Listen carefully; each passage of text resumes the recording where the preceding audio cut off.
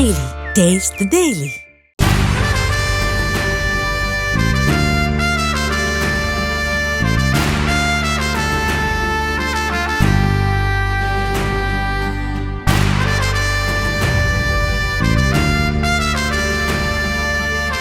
நாடு முழுவதும் 76வது குடியரசு நாள் விழா கோலாகலமாக கொண்டாடப்பட்டு வரும் நிலையில் தலைநகர் டெல்லி கடமை பாதையில் குடியரசு விழா களை கட்டின.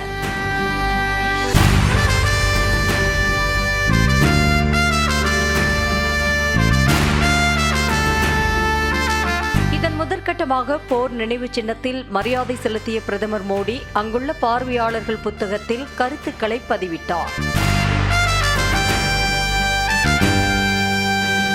குடியரசுத் தலைவர் மாளிகையில் இருந்து சேரட் வண்டியில் இந்தோனேஷிய அதிபருடன் குதிரைப்படைகள் புடைசூழ கடமை பாதைக்கு வருகை தந்த ஜனாதிபதி முர்முவை பிரதமர் நரேந்திர மோடி, பாதுகாப்புத்துறை அமைச்சர் ராஜ்நாத் சிங் உள்ளிட்டோர் வரவேற்றனர்.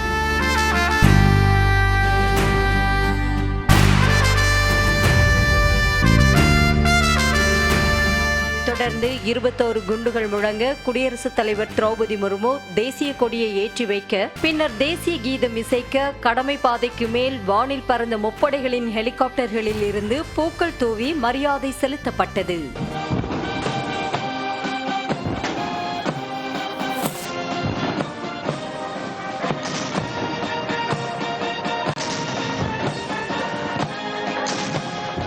இதனை அடுத்து நாட்டின் ராணுவ வலிமையை பறைசாற்றும் வகையில் அதிநவீன பாதுகாப்பு தளவாடங்களுடன் வீரர்கள் வீரஞ்செறிந்த செம்மார்ந்த பேரணி நடத்தினர்.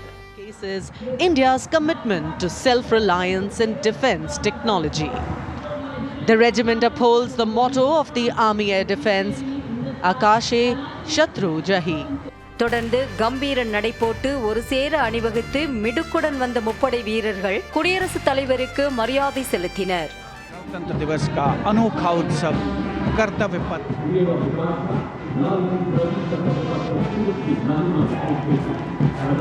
19 guards के captain Group Captain Amit Ranjan Vayusena Medal.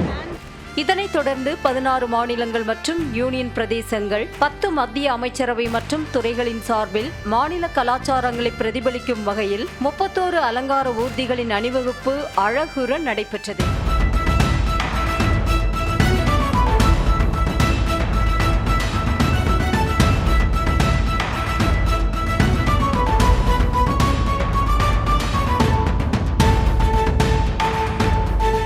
அதில் ஜார்க்கண்ட் மாநிலம் சார்பில் அணிவகுத்த வாகனத்தில் ரத்தன் டாடாவின் உருவம் மிகப்பெரிய அளவில் வைக்கப்பட்டிருந்தது.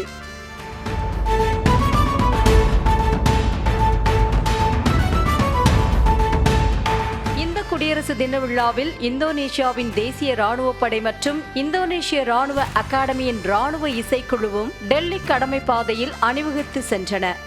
மேலும் 5000 கலைஞர்கள் பங்கேற்ற 45 நடன வடிவங்களுடன் கூடிய 11 நிமிட கலாச்சார நிகழ்ச்சி முழு கடமை பாதையில் ஒரே நேரத்தில் நடந்தது.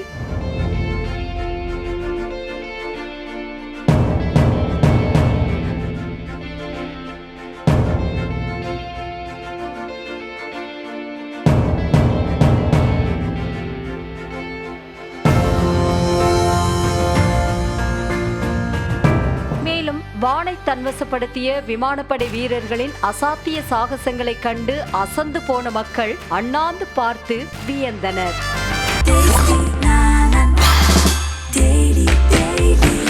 Taste the Daily.